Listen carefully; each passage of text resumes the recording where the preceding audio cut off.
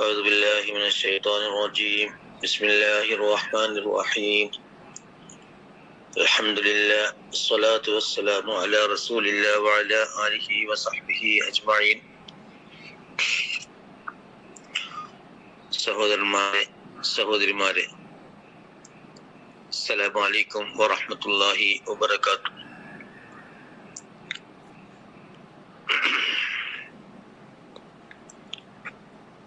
നാം എല്ലാവരും വളരെ സന്തോഷത്തോടു കൂടി പരിശുദ്ധ റമദാനിനെ മുൻ വർഷങ്ങളെ അപേക്ഷിച്ച് കൂടുതൽ നല്ല മനസ്സോടുകൂടി സ്വീകരിക്കുവാൻ വേണ്ടി തയ്യാറെടുത്തുകൊണ്ടിരിക്കുകയാണ്. നാം എല്ലാവരും നമുക്ക് കഴിഞ്ഞു പോയ ആയുസ്സുകൾ മുൻനിർത്തി പരിശോധിക്കുമ്പോൾ ഈ അടുത്ത റമദാൻ അത് നമുക്ക് ഉപയോഗപ്പെടുത്താൻ സാധ്യമാകും എന്ന് നമ്മൾ പ്രതീക്ഷിക്കുകയാണ്. യഥാർത്ഥത്തിൽ അല്ലാഹു സുബ്ഹാനഹു വ തആല നമുക്ക് തൗഫീഖ് നൽകിയാൽ മാത്രം കിട്ടുന്ന ഒരു ഭാഗ്യമാണ് റമദാൻ. എല്ലാ കാര്യങ്ങളെയും പോലെ വിശേഷിച്ച് റമദാൻ. കഴിഞ്ഞ വർഷം വരെയും നമ്മുടെ കൂടെ ജീവിച്ച് റമദാൻ ഉപയോഗപ്പെടുത്താൻ അവസരം കിട്ടിയിരുന്ന പല ആളുകളും ഈ വർഷം മരിച്ചു കഴിഞ്ഞു. പലരും മരിച്ചു കഴിഞ്ഞു. അപ്പൊ അവിടെ നമുക്ക് മനസ്സിലാക്കാൻ സാധിക്കുന്നത് അള്ളാഹു എത്ര കണ്ടാണോ നമുക്ക് അനുഗ്രഹങ്ങൾ തരുന്നത്, അല്ലെങ്കിൽ അനുഭവിക്കുവാൻ അവസരം തരുന്നത്, തൗഫീഖ് തരുന്നത്, അതിനനുസരിച്ച് മാത്രമേ നമുക്ക് ഉപയോഗപ്പെടുത്താൻ കഴിയുകയുള്ളൂ എന്നതാണ്. അപ്പൊ തീർച്ചയായും വരാൻ പോകുന്ന റമദാനിനെ 100% നമുക്ക് ഉപയോഗപ്പെടുത്താൻ പറ്റുന്ന വിധത്തിൽ അല്ലാഹു സുബ്ഹാനഹു വ തആല അതിന് തൗഫീഖ് നൽകട്ടെ എന്ന ആത്മാർത്ഥമായ പ്രാർത്ഥനയാണ് ഏറ്റവും പ്രധാനം. നമ്മൾ സാധാരണ പറയും, ചുണ്ടോടടുത്ത് നഷ്ടപ്പെട്ടു എന്നൊരു പ്രയോഗമുണ്ട്.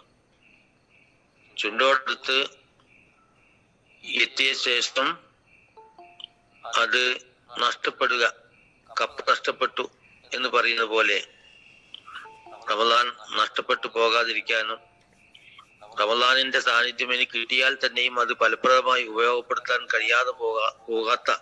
കഴിയാതെ പോകുന്ന ആ ഒരു ദുരവസ്ഥ ഉണ്ടാകാതിരിക്കാനും ആത്മാർത്ഥമായി നമ്മൾ ആഗ്രഹിക്കുക, പ്രാർത്ഥിക്കുക, അതിനുവേണ്ടി പ്രവർത്തിക്കുക എന്നതാണ് ഏറ്റവും പ്രധാനമായിട്ടുള്ള കാര്യം. രണ്ടാമത്തത്,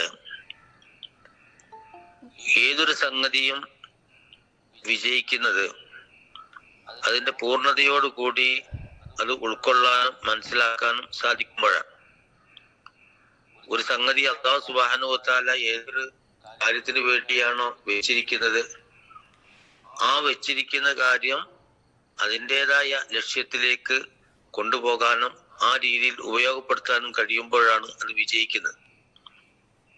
അങ്ങനെ സാധിക്കണമെങ്കിൽ റമദാനുമായി ബന്ധപ്പെട്ട് പറയുമ്പോൾ എന്തിനാണ് റമദാൻ എന്ന് പറയുന്ന സംവിധാനം അല്ലാഹു നിശ്ചയിച്ചത്, എന്താണ് അതിന്റെ ലക്ഷ്യം, അതെങ്ങനെ ഫലപ്രദമായി ഉപയോഗപ്പെടുത്താം തുടങ്ങിയ കാര്യങ്ങളെ സംബന്ധിച്ച ഒരു അറിവ്, ബോധ്യം, ധാരണ നമുക്ക് ഉണ്ടാകേണ്ടത് ആവശ്യമാണ്.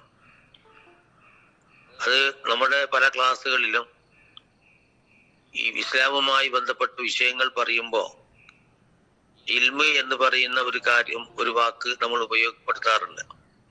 ഇൽമ് എന്ന് പറയുമ്പോൾ മാരിഫത്തു ശൈഇ അലാ ഹഖീഖത്തിഹി എന്നാണ്. ഒരു സംഗതി യഥാർത്ഥത്തിൽ എന്താണോ, എങ്ങനെയാണോ, എന്തിനാണോ അത് മനസ്സിലാക്കുക എന്നതാണ് ഇൽമ് എന്ന് പറയുന്നത്. ഇത് വളരെ പ്രധാനമാണ്.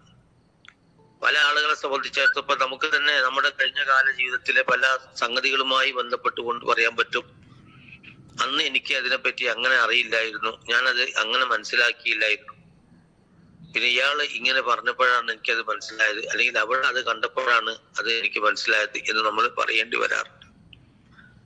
അപ്പൊ എന്താണ് അതിന്റെ അർത്ഥം എന്ന് ചോദിച്ചാൽ, ഒരു സംഗതി നമ്മൾ ചെയ്യുമ്പോൾ ആ സംഗതി എങ്ങനെയാണ് എന്ന് 100% മനസ്സിലാക്കി ചെയ്യാൻ നമുക്ക് കഴിയാത്ത അവസ്ഥ വരിക ചെയ്യുന്നത്. അപ്പൊ അത് നോമ്പിൽ മാത്രമല്ല, എല്ലാ കാര്യങ്ങളിലും, നമ്മുടെ ഭൗതികമായ കാര്യങ്ങളാണെങ്കിലും ദീനി കാര്യങ്ങളാണെങ്കിലും ഒക്കെ ആ സംഗതി എന്താണ് എന്ന് അടിസ്ഥാനപരമായി മനസ്സിലാക്കി ചെയ്യാൻ കഴിയുക എന്നത് വളരെ പ്രധാനമാണ്. അപ്പൊ അതില് ഇത്രയും വർഷം ഒരു 70 വർഷം ജീവിച്ച ഒരാള്, അയാളുടെ 69 കൊല്ലം, അയാളുടെ പ്രായപൂർത്തിയായ ശേഷം അയാൾ നോറ്റ നോമ്പുകൾ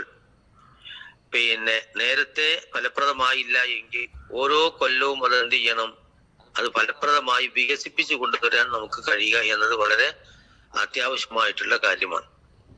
അപ്പൊ റമദാനിലേക്ക് പ്രവേശിക്കുന്ന നമ്മെ സംബന്ധിച്ചിടത്തോളം റമദാനിന് വേണ്ട വിധം മനസ്സിലാക്കാൻ നമുക്ക് നേരത്തെ കഴിഞ്ഞിട്ടില്ല എങ്കിൽ എന്ത് ചെയ്യണം, കുറെ കൂടി അതിനെ സംബന്ധിച്ച് ആഴത്തിൽ മനസ്സിലാക്കിക്കൊണ്ട് ഉള്ളറിഞ്ഞ് ആ റമദാനെ ഉപയോഗപ്പെടുത്താൻ പറ്റുന്ന ഒരവസരം നമ്മൾ ഉണ്ടാക്കിയെടുക്കും. അപ്പൊ നമ്മൾ സാധാരണ ഹജ്ജിന് പോകുന്ന ആളുകളെ സംബന്ധിച്ചിടത്തോളം അവിടെ ചെയ്യേണ്ട ചില കർമ്മങ്ങൾ, അതിന്റെ ചിട്ടകള്, വ്യവസ്ഥകള് ഒക്കെ അത്യാവശ്യം മനസ്സിലാക്കി ഹജ്ജ് ചെയ്താൽ ഹജ്ജാവും നമുക്കറിയാം. പക്ഷെ യഥാർത്ഥത്തിൽ ഒരു ഹജ്ജിന്റേതായ സ്വഭാവത്തിൽ നമുക്ക് നിർവഹിക്കാൻ സാധിക്കണമെങ്കിൽ മിനിമം ഹജ്ജുമായി ബന്ധപ്പെട്ടുകൊണ്ട് വിശുദ്ധ ഖുർആനിൽ വന്ന, ഇബ്രാഹിം നബി അലൈഹി സ്വലാമുമായി ബന്ധപ്പെട്ട് വിശുദ്ധ ഖുർആനിൽ വന്ന സംഭവങ്ങളും കാര്യങ്ങളും അതിൻ്റെതായ സ്വഭാവത്തിൽ മനസ്സിലാക്കി ഉൾക്കൊണ്ട് അതിന് പോകുമ്പോഴാണ് അതിനൊരു എന്താ പറയാ, ഒരു ചൈതന്യം വരിക. അല്ലാതെ അവിടെ തവാഫ് ചെയ്യുമ്പോൾ ഇന്നത് ചൊല്ലണം, കയ്യില് ഇന്നത് ചൊല്ലണം, അറഫയിൽ ഇങ്ങനെ തുടങ്ങിയിട്ട് കുറച്ച് കാര്യങ്ങൾ മാത്രം മനസ്സിലാക്കി ചെയ്താലും ഹജ്ജാവും. പക്ഷെ അതിന്റെ ഒരു യഥാർത്ഥമായ പൂർണ്ണതയിലെത്തണമെങ്കിൽ ഇബ്രാഹിം നബി അലൈഹി ഇസ്ലാമിന്റെ കൂടെ നമുക്ക് ഹജ്ജിന് പോകുന്നതിന് മുമ്പ് കുറച്ചു കാലം ജീവിക്കാൻ കഴിയണം. അതേപോലെ തന്നെ നബി സല്ലല്ലാഹു അലൈഹി വസല്ലമയുടെ ജീവചരിത്രം ഒരു തവണയെങ്കിലും അതിനു മുമ്പ് ഭംഗിയായി ഒന്ന് വായിച്ച് മനസ്സിൽ ആലോചിച്ച് ഹജ്ജിന് പോകുമ്പോൾ മാത്രമേ മക്കയിലും മദീനയിലും എത്തുമ്പോൾ നമുക്ക് അതിൻ്റെതായ ഒരു ചൈതന്യം കിട്ടുകയുള്ളൂ. ഇതുപോലെ തന്നെയാണ് റമദാനിനെ സംബന്ധിച്ചിടത്തോളം. എന്തിനാണ് റമദാൻ, എങ്ങനെയാണ് റമദാൻ, അതെങ്ങനെ ഫലപ്രദമാക്കാം എന്നതിനെ സംബന്ധിച്ച ശരിയായ അവബോധം നമുക്കുണ്ടാവുക എന്നത് പ്രധാനമാണ് എന്ന് പറയാൻ കാരണം. അപ്പൊ ആ അർത്ഥത്തിൽ ഈ വർഷത്തെ റമദാനിനെ അതിൻ്റെതായ ഒരു സ്വഭാവത്തിൽ മുന്നോട്ട് കൊണ്ടുപോകാൻ നമുക്ക് സാധിക്കാം. മൂന്നാമതായി പരിശുദ്ധ ഖുർആനുമായി ബന്ധപ്പെട്ടുകൊണ്ട് മനസ്സിലാക്കാനുള്ള ഒരു കാര്യം, വിശുദ്ധ ഖുർആൻ എന്നെ സംബന്ധിച്ചും ഇതേപോലെ തന്നെ നമുക്ക് എത്ര വേണമെങ്കിലും സംസാരിക്കാം, എത്ര വേണമെങ്കിലും നമുക്ക് പറയാൻ കഴിയും, എത്ര വേണമെങ്കിലും നമുക്ക് പഠിക്കാൻ കഴിയും. അതിലേറ്റവും പ്രധാനമായ ഒരു സംഗതി, വിശുദ്ധ ഖുർആന്റെ നേരെ ഇത്രയും വർഷം, നമ്മളൊരു 50 വർഷം ജീവിച്ച ആളാണെങ്കിൽ ആ പ്രായപൂർത്തിയായതിനു ശേഷമുള്ള 35 കൊല്ലം ഞാൻ ഖുർആനെ എങ്ങനെ സമീപിച്ചു എന്നതിനെ പറ്റി ഒരു വിലയിരുത്തൽ നമ്മൾ നടത്തുക, എങ്ങനെ നമ്മൾ ഉപയോഗപ്പെടുത്തി എന്ന് ചിന്തിക്കുക. അപ്പൊ അതിൽ വന്ന പോരായ്മകൾ, അതിൽ നികത്തേണ്ടതായ കാര്യങ്ങൾ എന്ത് എന്ന ഒരു കാഴ്ചപ്പാട് ഉണ്ടാക്കിക്കൊണ്ട് ഈ വർഷം വിശുദ്ധ ഖുർആന്റെ നേരെ ആ ഒരു പുതിയ സമീപനത്തോടുകൂടി സമീപിക്കാൻ നമുക്ക് സാധിക്കുക. അതേപോലെ തന്നെ ദാനധർമ്മങ്ങളുമായി ബന്ധപ്പെട്ടുകൊണ്ടുള്ള വിഷയത്തിൽ സാധ്യമാകുന്ന ഏത് രീതിയിൽ നമ്മൾ അത് ഉപയോഗപ്പെടുത്തി, അല്ലെങ്കിൽ അതിൽ എന്തെല്ലാം വീഴ്ചകൾ വന്നു, അത് ഏത് രീതിയിൽ ഫലപ്രദമായി പരിഹരിക്കാം എന്ന് ചിന്തിക്കുക. ഇങ്ങനെ ഓരോ കാര്യങ്ങളും ഏറ്റവും നല്ല രീതിയിൽ വിശുദ്ധ ഖുർആനില് കാര്യങ്ങൾ പ്രവർത്തിക്കുക എന്ന് മാത്രമല്ല പറയാം. ഏത് കാര്യം പ്രവർത്തിക്കുമ്പോഴും അത് ഏറ്റവും ഫലപ്രദമായും ഏറ്റവും ഭംഗിയായും ആ സംഗതി ചെയ്യുക എന്നതിനാണ് ഇസ്ലാം മുൻഗണന കൊടുക്കുന്നത്. നമ്മള് ഒരു ഭക്ഷണം പാകം ചെയ്യുമ്പോൾ ഭക്ഷണം എങ്ങനെയെങ്കിലൊക്കെ പാകം ചെയ്ത് കഴിക്കുക എന്നല്ലല്ലോ, അത് ഏറ്റവും നല്ല രീതിയിലും ഏറ്റവും രുചികരമായും ആസ്വാദ്യകരമായിട്ടും എങ്ങനെ ഭക്ഷണം പാകം ചെയ്യാം എന്ന് നമ്മൾ ചിന്തിക്കും. ഒരു ഭക്ഷണം പാകം ചെയ്തപ്പോൾ അതിൽ എന്തെങ്കിലും ഒരു അപാകത സംഭവിച്ചാൽ പിന്നെ അടുത്ത പ്രാവശ്യം നമ്മൾ എന്ത് ചിന്തിക്കും, അത് ഏറ്റവും നല്ല രീതിയിൽ കഴിഞ്ഞ ദിവസത്തേക്ക് മെച്ചപ്പെട്ട രീതിയിൽ എങ്ങനെ പാകം ചെയ്യാം എന്ന് നമ്മൾ ഓരോരുത്തരും ചിന്തിക്കും. എന്നതുപോലെ എല്ലാ റമദാനുമായി ബന്ധപ്പെട്ടുകൊണ്ട് എപ്പോഴും നമുക്ക് ശ്രദ്ധിക്കാനുള്ള ഒരു കാര്യം, ഏറ്റവും ഫലപ്രദമായി ഏറ്റവും ഭംഗിയായി ഏറ്റവും കുറ്റമറ്റ രീതിയിൽ എങ്ങനെ അത് നിർവഹിക്കാൻ പറ്റും എന്നതിനെ പറ്റി ഒരു നിലപാടുണ്ടാക്കുക, തീരുമാനങ്ങൾ എടുക്കുക, നിശ്ചയദാർഢ്യം എടുക്കുക എന്നതാണ് ഈ റമദാൻ നമ്മുടെ തൊട്ട് മുമ്പിൽ വന്നു നിൽക്കുന്ന സമയത്ത് നമുക്ക് ശ്രദ്ധിക്കാനുള്ളത്. അല്ലാഹു സുബ്ഹാനഹു വ തആല ഏറ്റവും നല്ല രീതിയിൽ റമദാനെ സ്വാഗതം ചെയ്യുകയും ഉപയോഗപ്പെടുത്തുകയും ഏറ്റവും നല്ല രീതിയിൽ യാത്ര അയക്കാൻ കഴിയുകയും ചെയ്യുന്ന സത്യവിശ്വാസികളിൽ അല്ലാഹു സുബ്ഹാനഹു വ തആല നമ്മേവരെയും ഉൾപ്പെടുത്തി അനുഗ്രഹിക്കുമാറാവട്ടെ. വആഖിറു ദഅ്വാനാ അൽഹംദുലില്ലാഹി റബ്ബിൽ ആലമീൻ. അസ്സലാമു അലൈക്കും വറഹ്മത്തുള്ളാഹി വബറകാതുഹു.